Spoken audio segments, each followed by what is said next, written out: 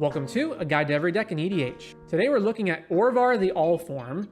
Now, if you play Modern, you're probably familiar with Orvar just as a way to pitch a creature to Archon of Cruelty's trigger, but in EDH, this is one of the coolest commanders you can play. So Orvar is a 4-mana 3/3 changeling, so it's every creature type, but that's not the part we care about. The part we care about is whenever you cast an instant or sorcery spell, if it targets one or more other permanents you control, create a token that's a copy of one of those permanents. And then it also has when a spell or ability an opponent controls cause you to discard this card, create a token that's a copy of target permanent. That's basically never relevant because it's always coming out of the command zone.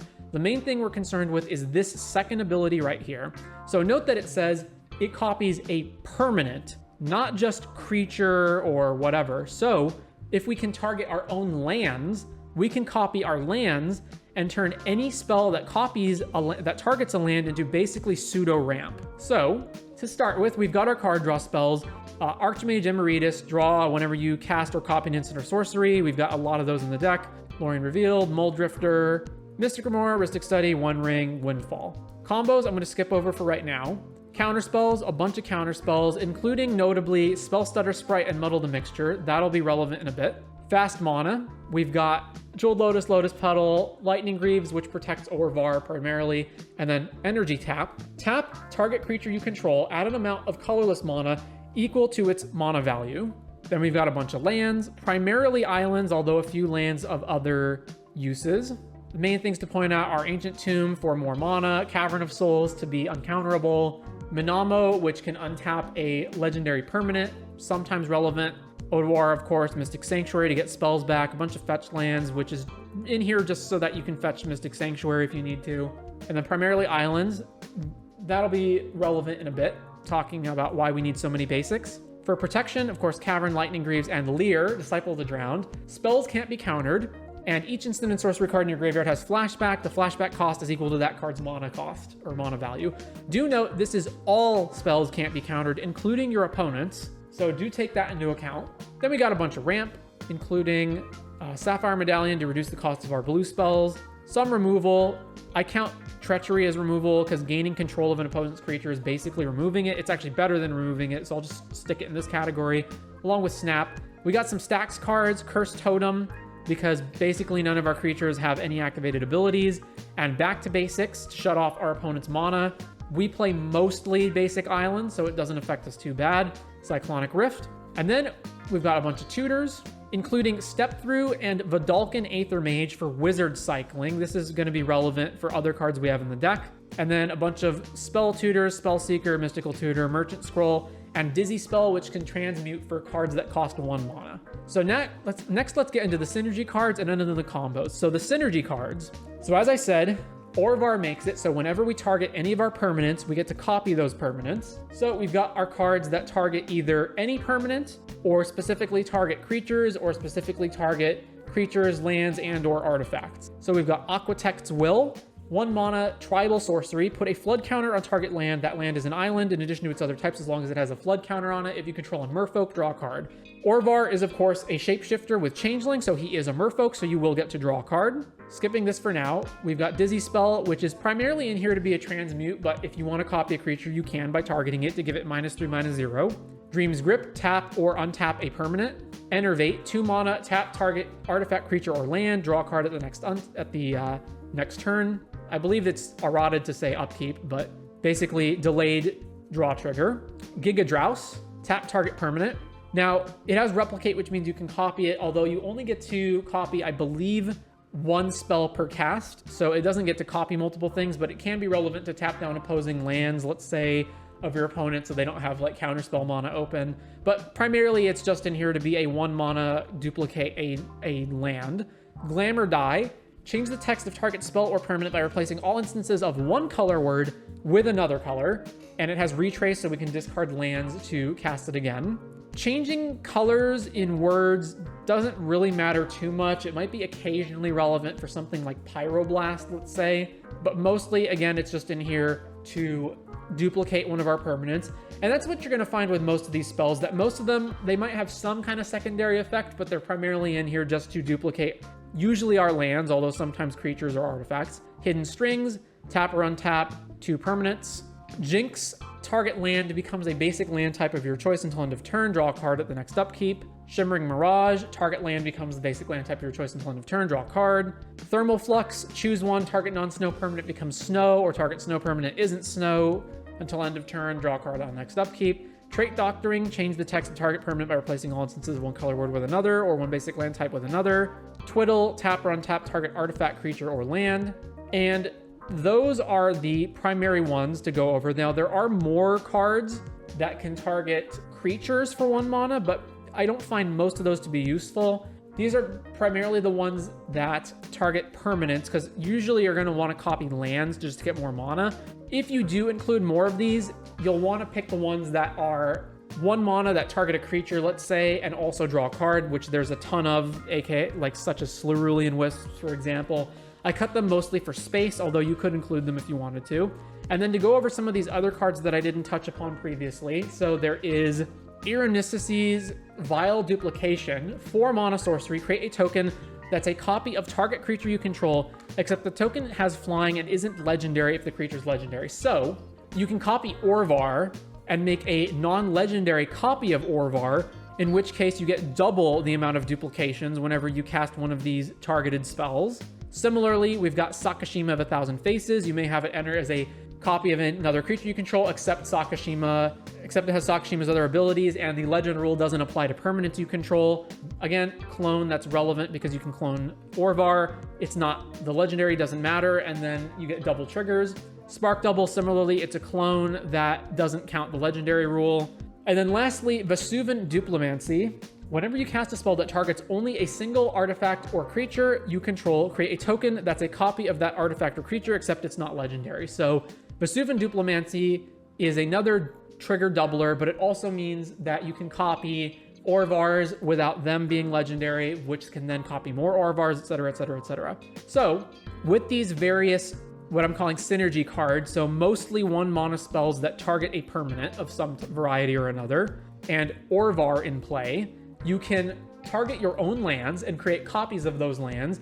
And in some certain circumstances, you can copy your Orvar to make a second Orvar. You can then target one of your Orvars to make 2 more Orvars, so you have 4 Orvars. And then you can get to the point where you're just making a bunch of Orvars, only one of which is legendary or which the legendary doesn't apply to, and flood the board with 3/3 Orvars to kill your opponents via combat, or just make it so that every one of your targeted spells is producing a gargantuan amount of duplicates of other things. And those duplicates can be things like Archmage Emeritus to get even more draw triggers, Moldrifter to draw even more cards. You can grab Spellstutter Sprite, which turns all of your instant speed targeted spells into instant speed counter spells as well, because you can copy Spellstutter. And those are the primary things. So now let's go over the combos. So there's a lot. The most obvious one is, of course, Dramatic Scepter, which we can just do the typical Dramatic Scepter stuff with, but we don't have to imprint just Dramatic Reversal. We can also imprint targeted spells into Isochron Scepter, in which case we can just keep copying things every single time that we have an opportunity to do so with Isochron Scepter. And then we've got a bunch of other cards. So there's a lot of combos here, and it's going to take a bit to go over them, but let's just look at a few. So Archaeomancer and Shipwreck Dowser are both creatures that say when they enter the battlefield, you return target instant or sorcery card from your graveyard to your hand. There are other ones like Mnemonic Wall as well, but you don't need a million of them. You just need a few of them. These are the best 2 that you can play. And what these cards allow you to do is you can copy these cards. So let's say you have, I don't know, anything that, let's just say you have something that targets Archaeomancer, right? For 1 mana.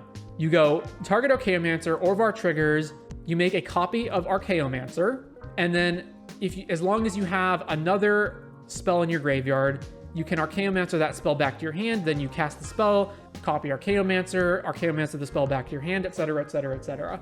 This basically means that for every 1 mana you have, you make a duplicate of Archaeomancer. Of course, you make more duplicates if you have multiple Orvars in play, or if you have like Vesuvan Duplimancy or whatever, or if you have a way to make those spells free, you get to make infinite Archaeomancers, at which point you have infinite attackers and win the game, or you destroy your whole deck, etc., etc.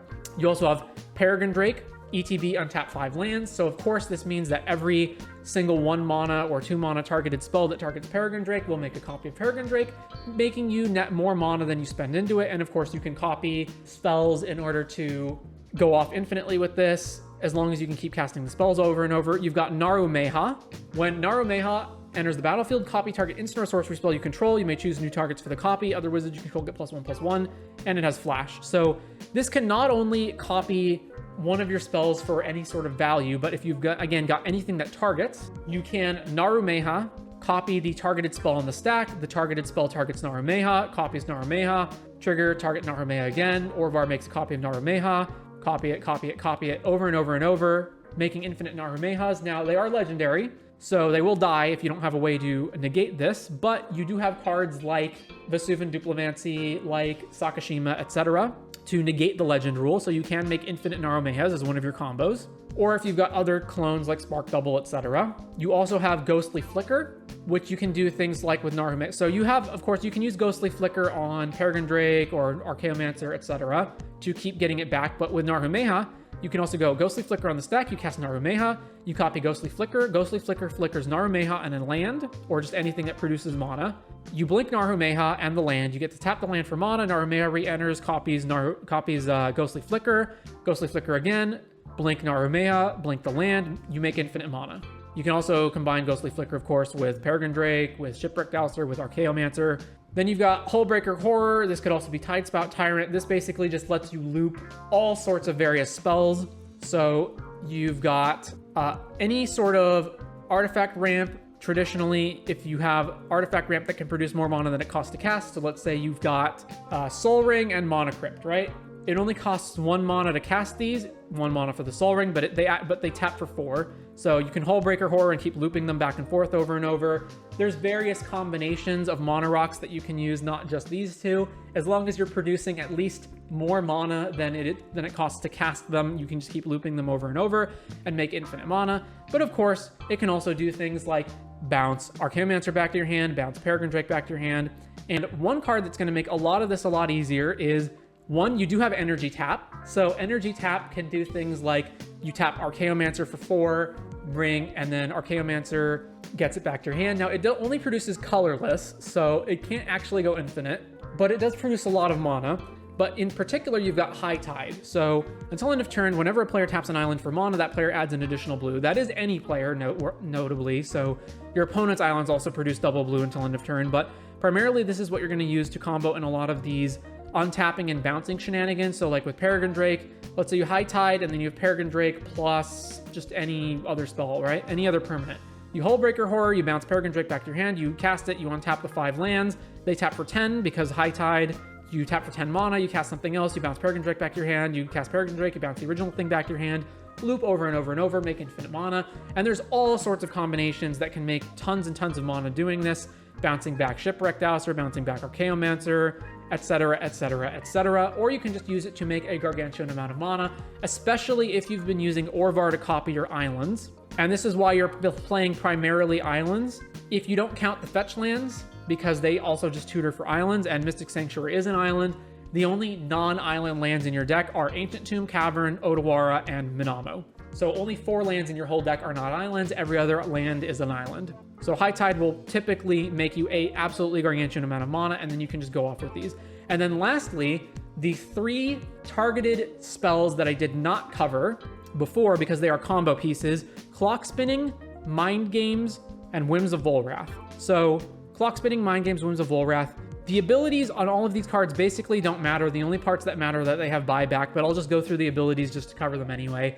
Clock Spinning, choose a counter on target permanent or suspended card, remove that counter from that permanent or card, or put another of those counters on it. Mind Games, tap target artifact, creature, or land. Whims of Volrath, change the text of target permanent by replacing all instances of one color word or basic land type with another until end of turn. The changing of the land type sometimes matters if like you're going to change, let's say, Ancient Tomb into an island, but mostly these abilities don't matter. What they do matter for is that they are 1 mana targeted spells that have buyback. So they go infinite with a ton of different cards. They go infinite with High Tide. So for example, let's say you have Peregrine Drake, High Tide, Clock Spinning, right?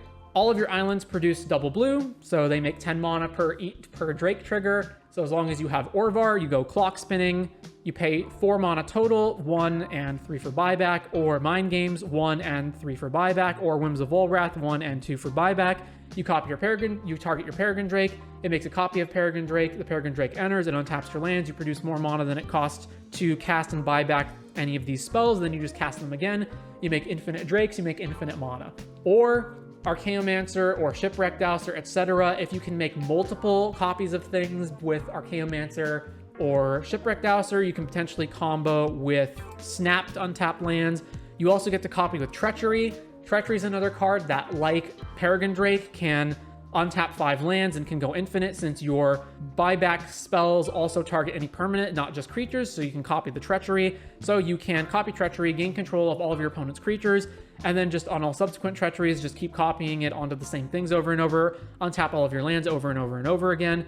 And there are just a bajillion ways of going off once you have the buyback spells with Orvar, with either High Tide or just other ways of generating mana or just continuously copying things. I think that basically covers all the combos and synergies. So the main things that is going to be this deck's stumbling block is, of course, that nothing works in the deck unless you have Orvar in play. So if your Orvar gets countered or killed and then you have to replay it, and it costs 6 mana to replay it, or maybe it gets killed or countered again and it costs 8 mana to replay it. Also, this deck doesn't function through any sort of like rule of law effect or other stacks pieces potentially, so you do need ways of getting rid of them. You do have some ways of getting rid of them. Hullbreaker can bounce, Cyclonic Rift can bounce, but that is the Orvar deck. You play Orvar, you play spells that target.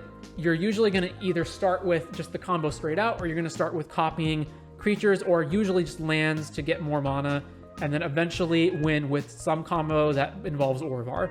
And that is Orvar, the all form in EDH.